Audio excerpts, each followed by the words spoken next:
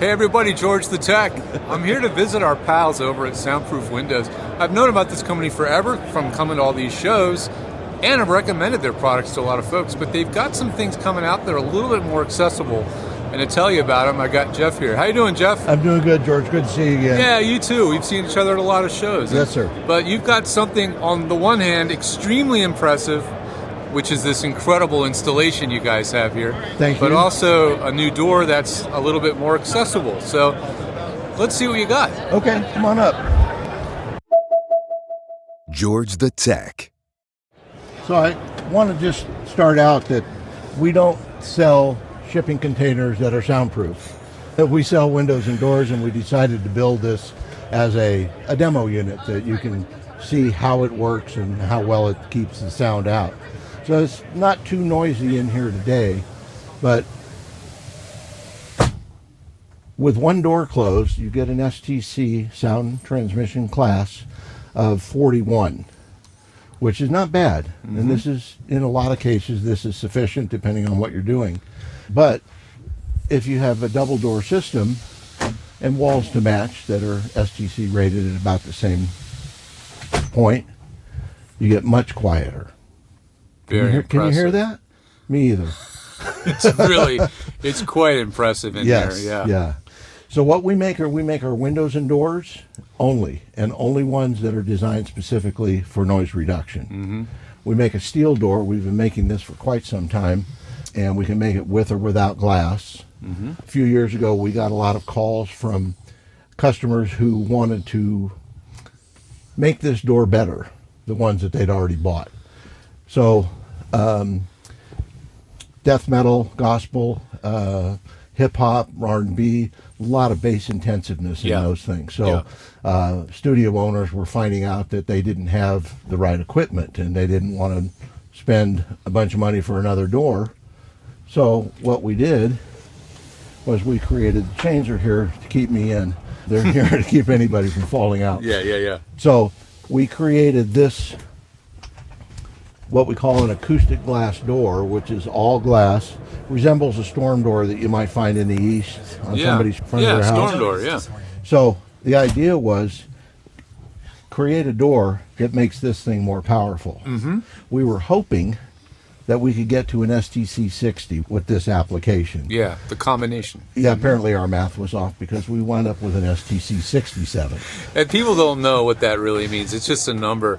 But to increase what is... It's an exponential. It's an exponential thing. So to increase by a factor of, let's say, 5 or 6 is like more than double, right? Yes. Is it every 10 is double? Something 10 is like double, that. 10 is... Architects, designers, acousticians, they get excited about things like one STC point.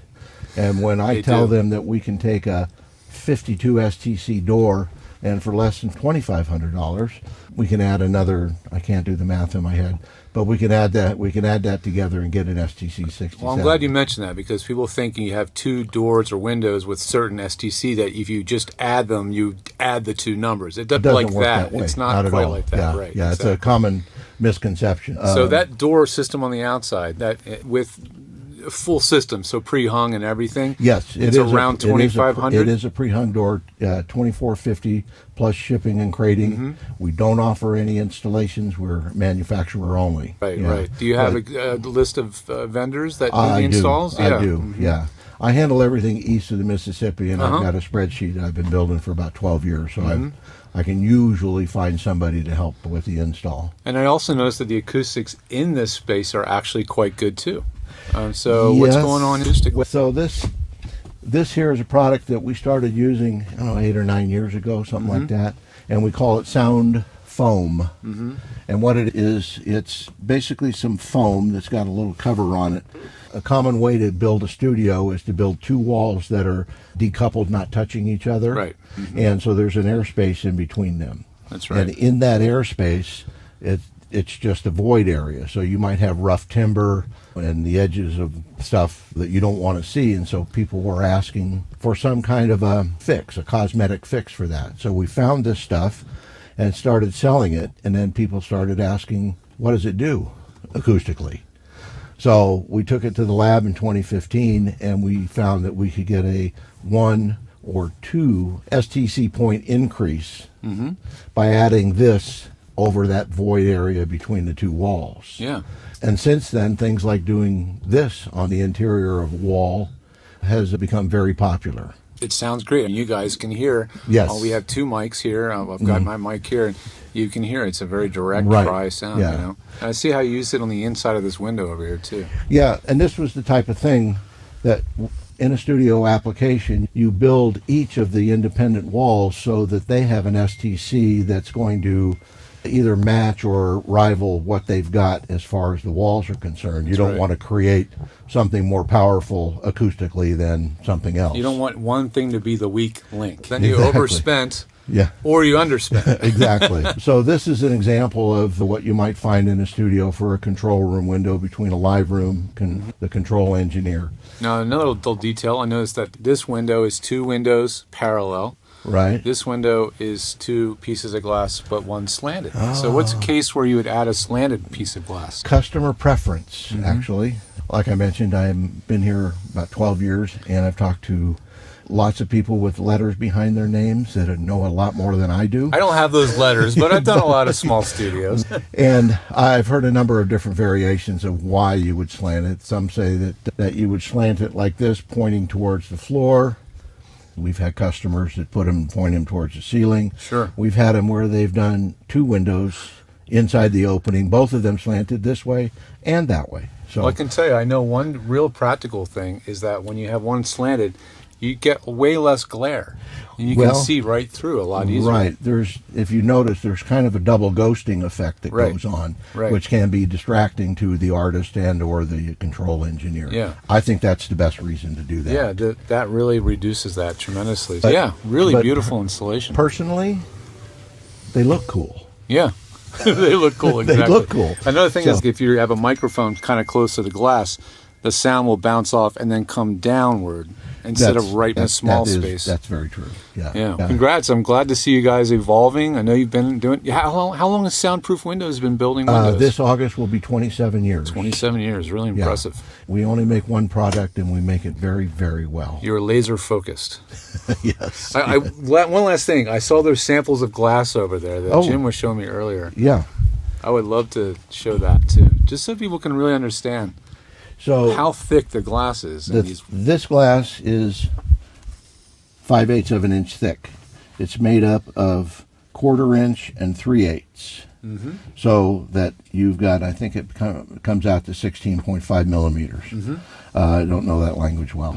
So the thickness of the glass is one thing because you need to put weight in the path of that sound wave.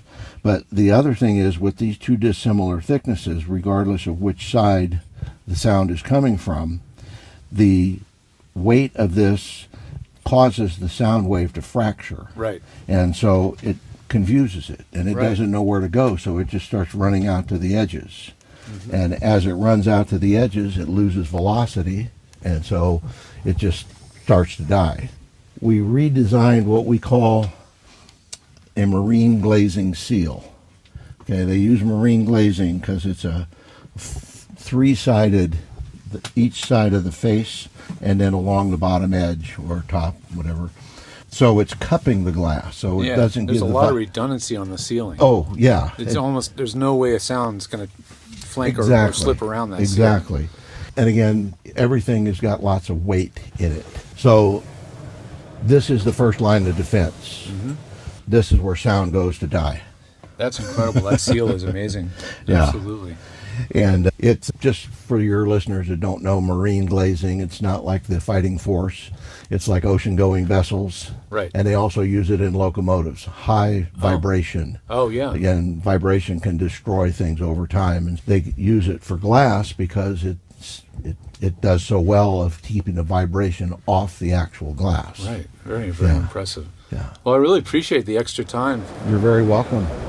Not just about covering our products, but I really love educating the viewers and myself along the way. Yeah. You know, you can learn a lot from talking to you guys. Yeah. So I appreciate it. Congrats on the really impressive showing here at Yeah, NAB. yeah, thank you. This Thank is you. quite. Is this the first show for this? No, we've gone to 3. We brought it to 3 NAMM shows, and then this is the first time we've been at the NAB with it. Well, NAMM shows are really loud. So Oh, they are. even- Yeah, even this- more impressive Yes, at the NAMM show, yeah. right? Thanks a lot. It's nice chatting with you. You're welcome. Thank you.